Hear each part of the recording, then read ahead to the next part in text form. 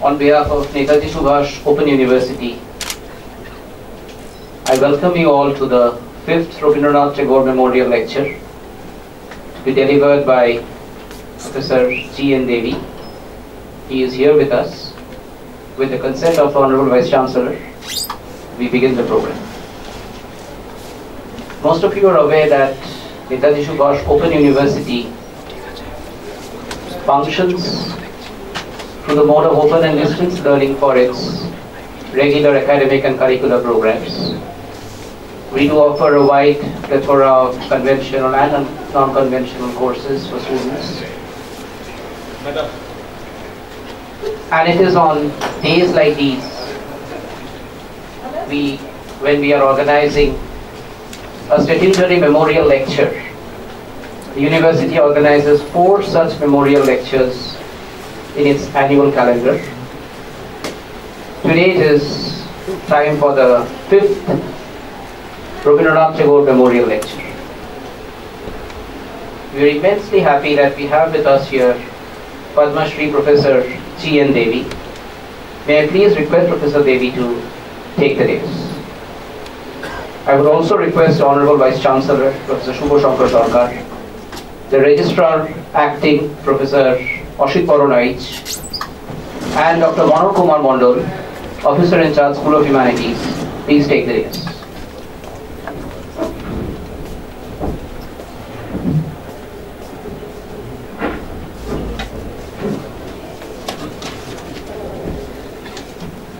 Thank you. As part of the ritual at our university, we shall be welcoming our guests with a floral tribute. I request Dr. Ravindra Ghosh, Assistant Professor of English, to please extend the floral welcome to Professor Ganesh Devy.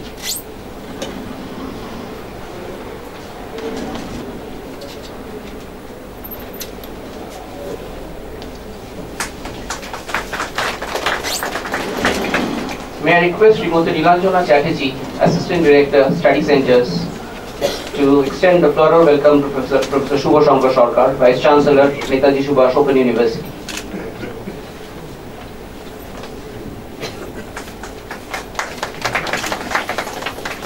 May I request Dr. Anamika Dash, Assistant Professor of Bengali, to extend the floral welcome to Professor Ashit Baronaich, Registrar, Netaji Subhash Open University.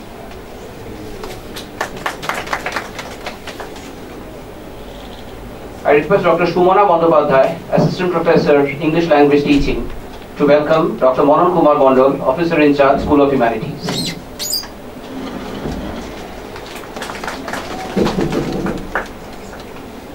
Thank you. Time now to request Dr. Ashit Baronaich, Registrar Acting of Netaji Subhash Open University, to deliver the formal welcome address. Professor Aich.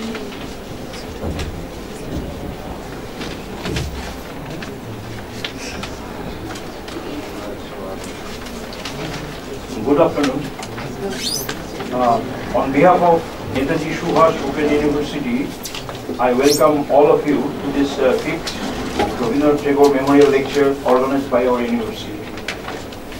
I especially welcome our Vice Chancellor Professor Shubho Shankar Sarkar and Professor Ganesh Devy in this lecture.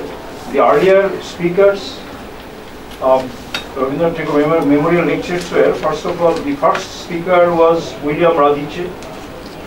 The second speaker, Ketoki Kushari Dyson.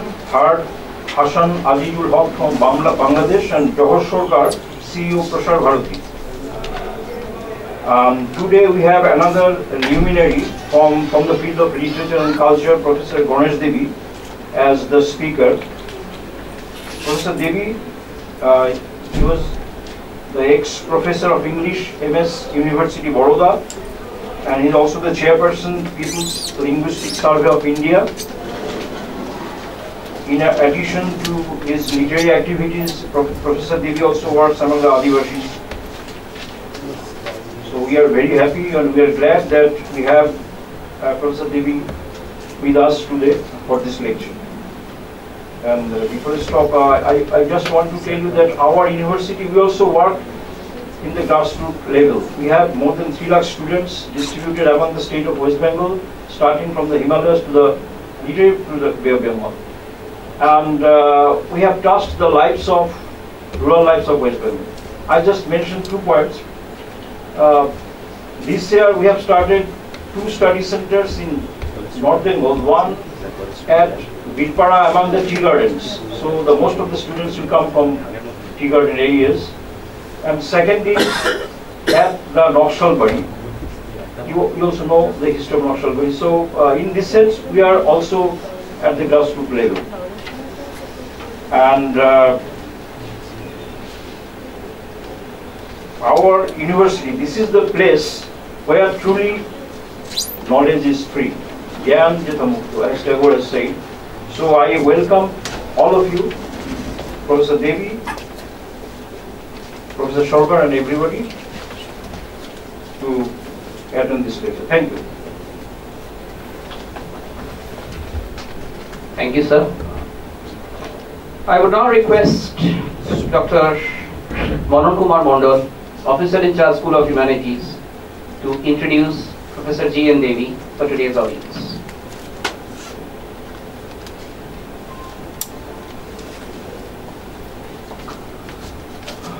Honorable Vice Chancellor, Professor G.N. Devy, my students, colleagues, and ladies and gentlemen.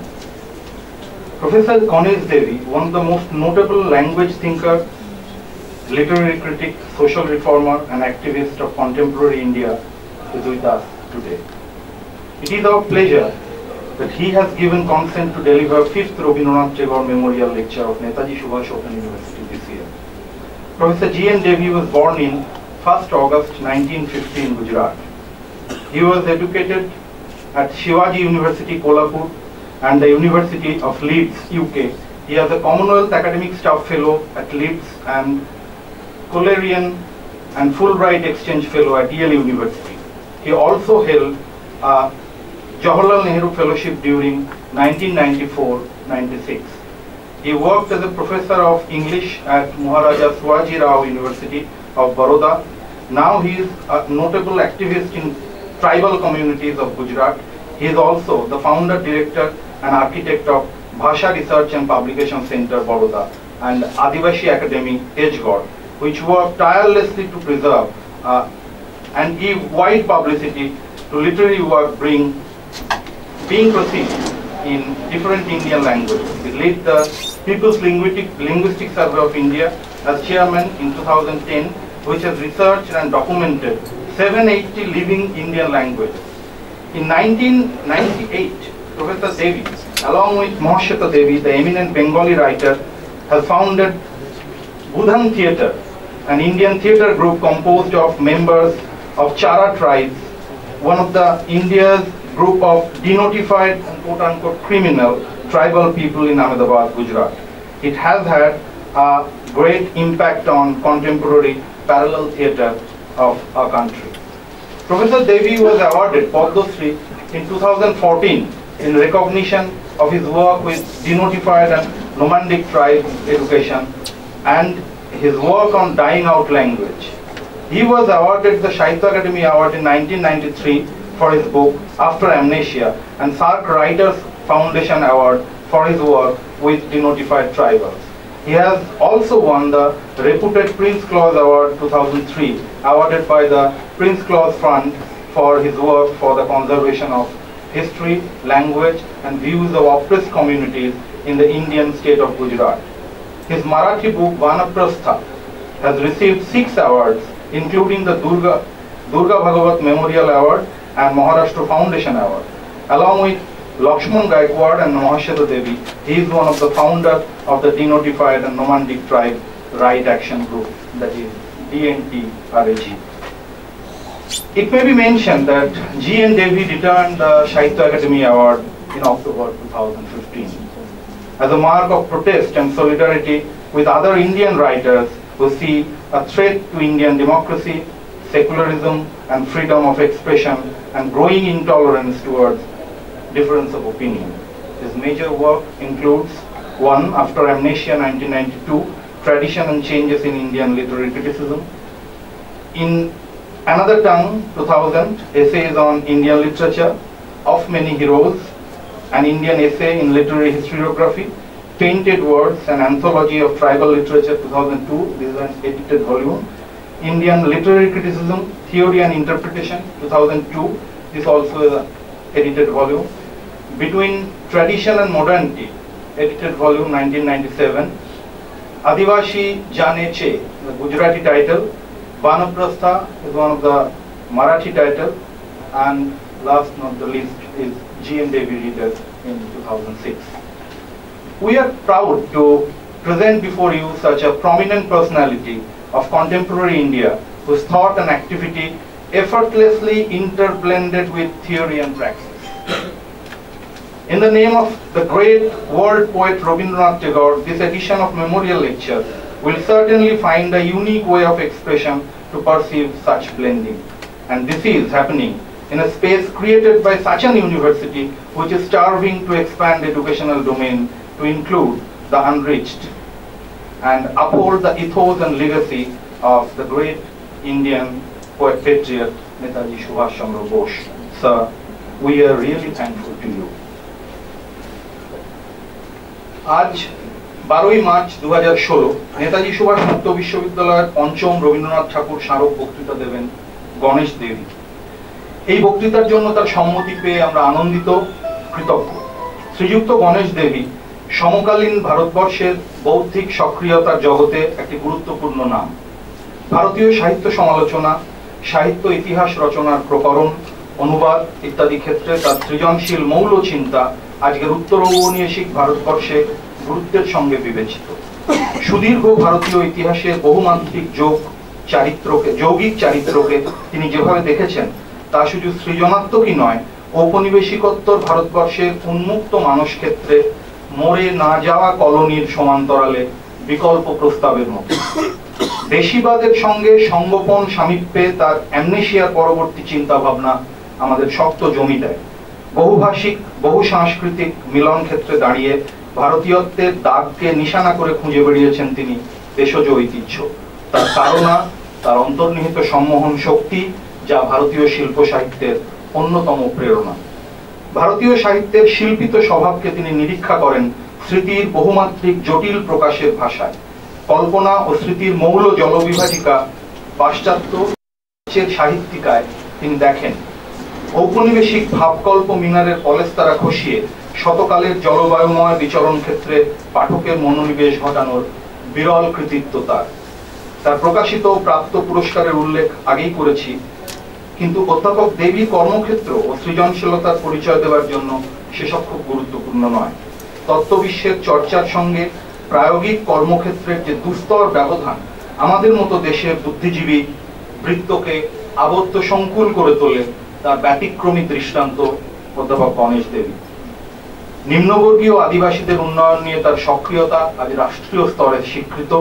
ভারতবর্ষের সাংস্কৃতিক মানচিত্রে এই আদিবাসীদের শিল্প স্বভাবকে জায়গা করার ব্রত নিয়ে যে কয়েকজন কৃতি ও গুণী মানুষ আমাদের জাতিকে ঋণী করেছেন তার মধ্যে শ্রীযুক্ত গণেশ দেবী অন্যতম। রাজ্যের একমাত্র মুক্ত বিশ্ববিদ্যালয়ের শিক্ষা পরিসরে এই স্মারক বক্তৃতা এমন একজন বিশ্ব নাগরিকের নামে নামাঙ্কিত যিনি ভারতবর্ষের বৌদ্ধিক চৈতন্যে চিরভাস্বর, এবং এই বিশ্ববিদ্যালয় নামাঙ্কিত এমন এক দেশপ্রতির নামে যিনি ঔপনিবেশিকতার শৃঙ্খল মোচনের স্বপ্নকে আজও প্রেরণা যোগান। জাতি ধর্ম বর্ণ নির্বিশেষে সর্বস্তরের মানুষের সঙ্গে শিক্ষার সর্বাত্মক যোগের যে গুরুত্বপূর্ণ অঙ্গীকারে এই বিশ্ববিদ্যালয় নিবদ্ধ, সেখানে এমন মানুষের উপস্থিতি ও বক্তৃতা আমাদের প্রাণিত করে। তাই এই বার্ষিক পঞ্চম রবীন্দ্রনাথ ঠাকুর স্মারক বক্তৃতায় আমাদের নবতম উপস্থাপনা অধ্যাপক গণেশ দেব। ধন্যবাদ।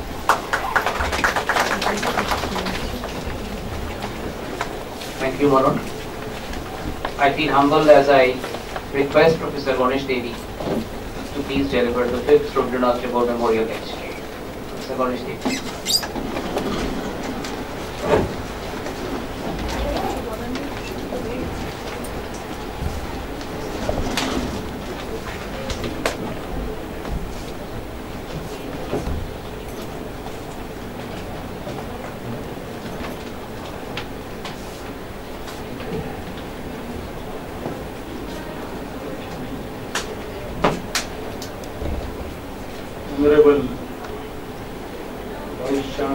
Professor Sarkar,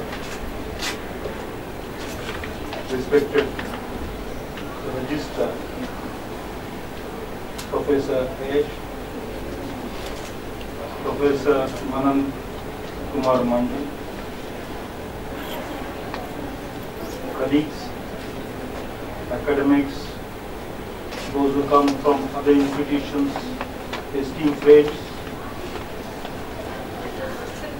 If I am here, it is because and only because of this great persuasive power that Professor Manan Kumar Mandu has. His enthusiasm was so much that I decided to accept this invitation despite not being fully deserving of it. I say this not as any kind of cliche, but very genuinely, because the Mahatma in whose name this lecture is created was such a colossus in the field of arts, imagination, literature, music, mysticism, social life, that it is absolutely impossible, and I repeat, it's absolutely impossible for anybody of my generation and my time to comprehend his genius, to understand it fully, and to represent it or to comment on it with any ability at all. The trouble that William Shakespeare gave to the English critics is the trouble that Rabindranath Tagore has given to India. By being so far superior to everybody else around him and everybody else coming after him. Yet I am here today. I am deeply grateful to you for this invitation. I thought, as I come from Maharashtra and Gujarat, which are the two states where I spent 6 decades of my life, I should also bring to you, on behalf of the people of those 2 states, their gratitude to you as those born in Bengal, for giving India 3 remarkable minds. Of course, Bengal has given many more remarkable minds, but I am speaking of these 3. One is Ramakrishna Paramahansa, other is Sri Aurobindo, and third is Rabindranath Tagore. These 3 made tradition accessible to modernity, and therefore made modernity a far more organic and living an experience for those who followed them. These 3 combine the scope of the Vedantic vision with the compassion and depth and intimacy of the Sufi Chintan. So, having said why I accepted this invitation, and my having stated my absolutely humbling submission that I am here just to express my gratitude, I would like to say that my mind goes back to 1916. That was the year when in San Francisco, some of his detractors, opponents of his views, had made an attack on his life. Of course, that attack did not succeed. But just a year before that, these wonderful translations of Kabir's poems were put together. Evelyn Underhill, 100 songs of Kabir, in excellent English rendering. Now, today, in 2016,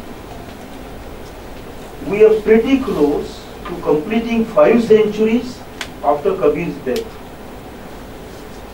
Kabir died in 1518.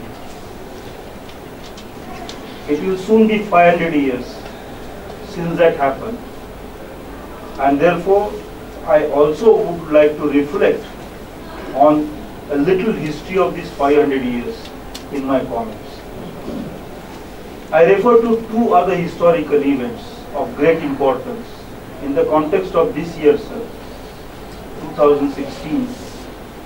The first is, of course, the death of William Shakespeare, the best that the English culture produced. I mean, it is said of Shakespeare that the empire may disappear, but Shakespeare will not. The other happened in India, in my home state, at a city called Surat, where the British had landed in 1601 and were still struggling to understand a few Gujarati words, because they did not speak Gujarati and Gujaratis did not speak English. Gujaratis do not speak English even now. With great difficulty they do so. The interaction was through Armenian, translation through Persian to Armenian, Armenian to Portuguese, Portuguese to English. It took them about 16 years to have their first application drafted and getting approved from Jahangir. And that approval came to them in 1616 at Ajmer in Rajasthan. And Jahangir probably stood on the third story of a tower and through the window through the jali. And Sir Thomas Roe in the open ground at the center of that tower and looking up was pleading for establishing the East India Company. An expression, a seed, a beginning of the colonial expansion.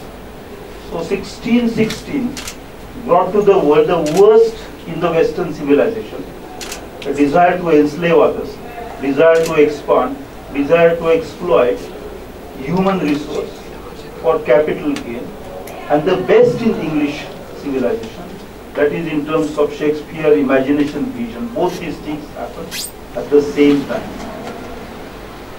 Kabir, 100 years before them, was quite aware that the spirit and the flesh are at a war. That the best in a civilization always gets thwarted by the worst in it. And therefore there is constant need for a new dialogue. That the beads of the mala might send the flowers in the heart to ruination. You know the story of how Kabir's body was, people say that when the shroud was removed, they found that there were flowers. Tagore, in his times, revived Kabir, but also revived this idea that in order to experience freedom,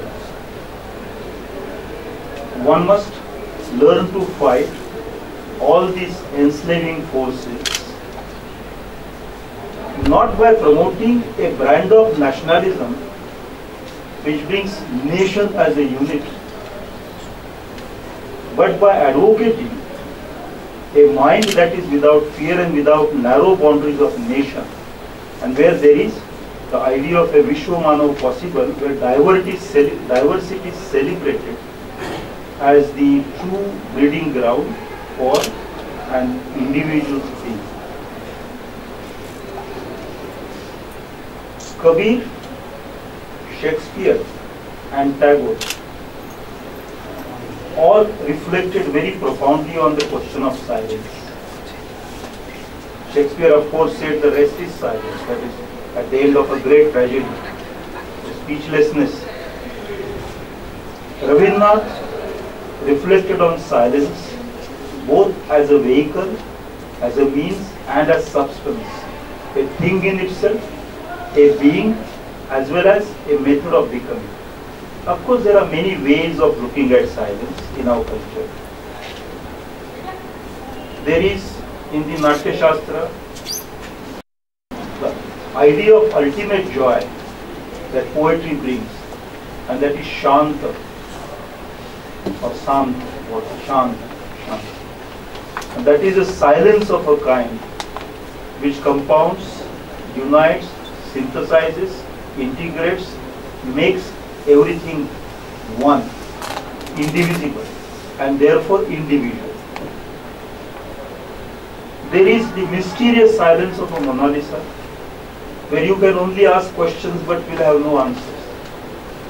There is also the silence that Edmund Burke spoke of when he looked at not things of beauty, but things which are not man-made and therefore sublime, and which admitted no grammar at all. There is also the silence imposed on the inmates of some of the German camps which came up in the 1930s, where even a simple whisper of a gypsy or a communist or a Jew was seen as a crime deserving of capital punishment. Many kinds of silences. I would like